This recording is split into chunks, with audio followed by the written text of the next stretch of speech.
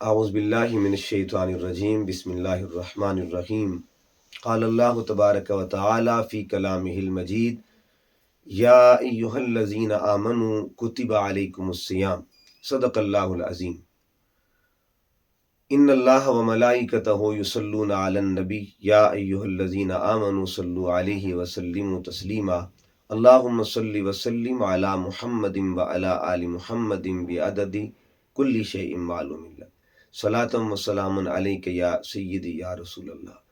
معزز و محتشم سامعین و ناظرین، آج کی گفتگو میں رمضان مبارک کے دروس کے سلسلہ میں جو دروس فجر کا ہمارا سلسلہ ہے، اس کا دوسرا درس جس کا تعلق روزہ کی اقسام کے ساتھ ہے۔ آج کا عنوان ہے روزہ کی اقسام۔ روزہ کی اقسام کو یاد کرنے کے لیے ایک آسان سا کلیہ ہے کہ روزہ کی قسمیں کتنی ہیں، تو جواب ملے گا جتنے روزہ میں حرف ہیں اتنی روزہ کی اقسام ہیں۔ را، واو، زا اور گول ہا، یہ 4 حروف ہیں، ان کی نسبت سے روزہ کی اقسام بھی 4 ہیں۔ پہلی قسم کو فرض کہتے ہیں، دوسری قسم کو واجب، تیسری قسم سنت ہے اور چوتھی قسم مستحب ہے۔ فرض روزوں کا جب ہم تذکرہ کرتے ہیں تو فرض روزہ سے مراد رمضان المبارک کے روزے ہیں۔ اللہ رب العزت نے قرآن مجید میں جن کی فرضیت کا ذکر فرمایا اور ارشاد فرمایا یا ایھا الذین آمنوا، اے ایمان والو، کتب علیکم الصیام، تم پہ لکھ دیے گئے ہیں روزے۔ گویا کتبہ کے لفظ سے اظہار فرضیت ہو رہا ہے کہ تم پہ روزے فرض کر دیے گئے ہیں۔ اب دوسری جو اسی فرضیت کو اگر ہم دیکھیں تو بخاری شریف کی حدیث نمبر 1892، اس میں ایک لفظ ہے، یعنی اسی تصور کو اللہ رب العزت کے محبوب صلی اللہ علیہ وسلم نے پیش فرمایا، روزے کی فرضیت کا ذکر فرمایا۔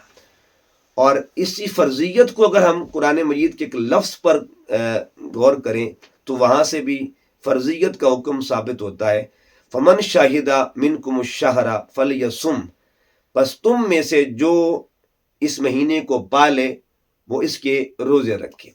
تو فلیصم سے بھی روزے کی فرضیت کا اظہار ہو رہا ہے۔ فرض روزہ جو ہے، اس کی اگر ہم تاریخ پڑھیں تو یہ جو ماہ رمضان کے روزے ہیں ان کی نسبت فرض روزے کے ساتھ ہے۔ آقا دو جہاں صلی اللہ علیہ وآلہ وسلم جب مکہ سے ہجرت کر کے مدینہ طیبہ تشریف لاتے ہیں تو 2 ہجری میں روزے فرض کیے گئے۔ حضور علیہ السلام کی امت پر 2 ہجری میں روزوں کی فرضیت کا حکم آیا، تو سرکار صلی اللہ علیہ وآلہ وسلم نے فرضیت رمضان کے بعد 9 رمضان المبارک جو اپنی حیات میں سرکار کے گزرے، وہ 9 بار سرکار صلی اللہ علیہ وسلم نے یہ روزے رکھے تھے۔ اس کے بعد دوسری جو قسم ہے وہ ہے واجب۔ واجب روزے جو ہیں وہ 3 قسم کے ہوتے ہیں۔ نمبر 1 نذر کا روزہ، نمبر 2 کفارے کے جو روزے ہیں، اور نمبر 3 اگر نفل روزہ ٹوٹ جائے تو اس کی قضا واجب ہوتی ہے، یعنی وہ قضا جو ہے وہ واجب ہوتی ہے۔ اب یہ 3 قسمیں ہیں واجب کی۔ جب ہم نذر کی بات کریں گے تو قرآن مجید میں نذر کا ذکر بھی ہے، جس کو ہم منت کہتے ہیں، عربی میں نذر کہتے ہیں۔ تو قرآن مجید کو اگر ہم مطالعہ کریں قرآن مجید کا تو سورہ حج آیت نمبر 29 اللہ پاک فرماتے ہیں وَلْيُوفُوا نُذُورَهُمْ، اپنی نذروں کو پورا کرو۔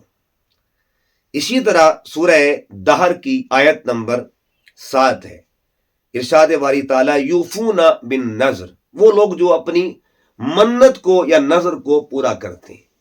یہ جو آیت کریمہ ہے اس کے پس منظر میں علماء تفسیر نے ایک واقعہ بھی لکھا ہے کہ جب حسنین کریمین بیمار ہوتے ہیں، علیل ہوتے ہیں، تو حضرت مولا کائنات حضرت سیدہ فاطمہ الزہرا آپ نے نذر مانی کہ ہمارے شہزادے ٹھیک ہو جائیں تو ہم روزے رکھیں گے۔ تو پھر انہوں نے حسب وعدہ جب اللہ تعالیٰ نے صحت یابی عطا فرما دی، بچوں کو انہوں نے روزے رکھے، تو وہ نذر کے روزے تھے۔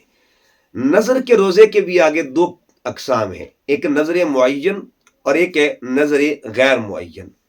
معین کا مطلب یہ ہے کہ ٹائم لمیٹیشن جس میں ہوتی ہے، وقت جس میں تعین وقت کا ہوتا ہے۔ مثال کے طور پر ایک آدمی نظر مان رہا ہے کہ اللہ تعالیٰ میرا فلاں کام کرے، فلاں میرا کام ہو جائے تو میں جمعے کے دن کا روزہ رکھوں گا، یا کسی دن کو خاص کر لے، میں جمعرات اور جمعہ کا روزہ رکھوں گا، دن کو خاص کر لے، تو اس کو کہتے ہیں نظر معین۔ اور جس میں ٹائم لمیٹیشن نہ ہو وہ ہے نظر غیر معین، یعنی جس میں وقت کا ذکر نہ ہو، ایام کا ذکر نہ ہو، کسی وقت بھی وہ نظر پوری ہو سکتی ہے۔ اسی طرح کفارے کے روزے وہ بھی جو ہیں واجب ہیں۔ اب یہ کفارہ کا روزہ جو ہے، مثلا اگر کوئی روزہ جان بوجھ کے توڑ بیٹھا ہے تو اس کے لیے مسلسل 60 روزے رکھنا جو ہے وہ لازم ہے، کفارہ اس پہ لازم ہے۔ اور یہ یہاں پہ ایک فرق سنیے گا، اگر مرد روزے رکھ رہا ہے تو اس کے لیے مسلسل 60 روزے رکھنے ہیں۔ عورت کے لیے ایک مقام پہ گنجائش ہے، اگر دوران کفارہ یعنی جب وہ کسی نے روزہ توڑ دیا ہے اور توڑنے کے بعد کفارہ وہ ادا کر رہی ہے 60 روزوں والا، درمیان میں مخصوص ایام آ جاتے ہیں، تو اگلے دن اگلے یعنی وقت جب وہ اس کو پاکیزگی حاصل ہوگی تو وہ پچھلی گنتی کے ساتھ اگلے روزوں کو تصور کرے گی۔ اسی طرح ایک کفارہ وہ ہے جسے کفارہ قسم کہا جاتا ہے، قسم کا کفارہ، اس میں بھی روزے آتے ہیں، تو یہ روزے جو ہیں یہ بھی واجب ہیں۔ اسی طرح کفارہ زہار کے کفارے پر جو روزے ہیں وہ بھی واجب ہیں۔ اس کے بعد تیسری جو قسم ہے واجب کی وہ ہے نفل۔ بندہ نفل روزہ کسی نے رکھا ہے تو نفل روزہ توڑ دیا اس نے، اب نفلی روزہ توڑنے پر ایک گنجائش تو ہے کہ اس کا کفارہ نہیں ہوتا، یعنی کفارہ نہیں ہوگا لیکن اس کی قضا واجب ہے، بعد میں قضا دینا واجب ہے۔ تو یہ واجب روزے کی 3 اقسام ہے۔ پہلی قسم ہے نظر کے روزے، دوسرا ہے کفارے کے روزے، اور تیسرا ہے نفل روزہ توڑنے پر اس کی قضا کا جو روزہ ہوتا ہے۔ اسی طرح ایک اور قسم ہے جس کو سنت کہتے ہیں۔ سنت میں یوم عاشور کا جو روزہ ہے وہ سنت ہے۔ نبی کریم صلی اللہ علیہ وسلم جب مدینہ طیبہ میں تشریف لاتے ہیں تو آپ نے دیکھا کہ مدینہ کے لوگ روزہ رکھتے تھے۔ پوچھا گیا تو جواب دیا گیا کہ حضرت موسیٰ علیہ السلام کا عمل تھا کہ اس دن اللہ تعالیٰ نے فرعون سے ان کو آزادی، ان کی قوم کو آزادی عطا فرمائی تھی۔ تو آقا صلی اللہ علیہ وسلم نے پھر ایک روزے کا اور حکم دیا۔ تو اب یہ ہوا کہ اگلا سال سرکار کا وصال ہو گیا۔ اب امت میں جو یہ اس روزے کا تصور ہے تو شریعت کا اصول یہ ہے، ضابطہ اور قانون یہ ہے کہ اس کے ساتھ ایک روزہ اور ملایا جائے، یا 10 اور 11 کا روزہ ہو یا 9 اور 10 کا روزہ، یعنی تنہا عاشور کا روزہ نہ رکھا جائے، اسے مکروہ تصور کیا گیا ہے۔ اسی طرح مستحب روزے بھی ہیں، یہ تیسری قسم ہے۔ اور وہ روزے جو ہیں ان میں ایام بیض کے روزے، یعنی چاند کی 13، 14 اور 15، حضرت آدم علیہ السلام یہ روزے رکھتے تھے، یہ بھی مستحب روزے ہیں۔ پیر اور جمعرات کا روزہ یہ بھی مستحب ہے۔ مدینہ طیبہ میں اب بھی ان کا معمول ہے کہ وہ پیر کا اور جمعرات کا روزہ رکھتے ہیں۔ 9 ذی الحجہ کا روزہ جس کو یوم العرفہ بھی کہتے ہیں۔ اسی طرح شوال کے 6 روزے ہیں مستحبات میں۔ شعبان کا روزہ یہ بھی مستحبات میں شامل ہے۔ یہ تو وہ روزے کی اقسام ہیں 4: فرض روزہ، واجب روزہ، سنت اور مستحب روزہ۔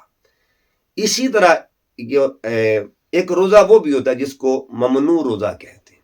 ممنوع روزہ جو ہے یہ اس سے تھوڑا سا ہٹ کے لیکن اسی کا حصہ بنا دیتے ہیں کہ سال میں 5 ایام کا جو روزہ ہے وہ ممنوع ہے، وہ منع کیا جائے۔ اور وہ 5 ایام کون کون سے ہیں؟ 4 دن جو ہیں وہ ذی الحجہ کے مہینے میں آتے ہیں، اور 1 دن جو ہے وہ یکم شوال کا ہوتا ہے، یعنی عید الفطر کا جو دن جسے ہم کہتے ہیں۔ 10 ذی الحجہ، 11 ذی الحجہ، 12 اور 13 ذی الحجہ، یہ 4 جو ایام ہیں ان میں روزہ رکھنا ممنوع ہے۔ اسی طرح عید الفطر کا یکم شوال کا روزہ یہ بھی ممنوع ہے۔ تو گویا آج کی گفتگو میں روزے کی اقسام کے ساتھ ساتھ ہم نے ممنوع روزوں کا بھی ذکر کیا ہے. تو اللہ رب العزت کی حضور عرض گزار ہیں اللہ پاک فہم دین نصیب فرمائے. وما علیہ الا البلاغ.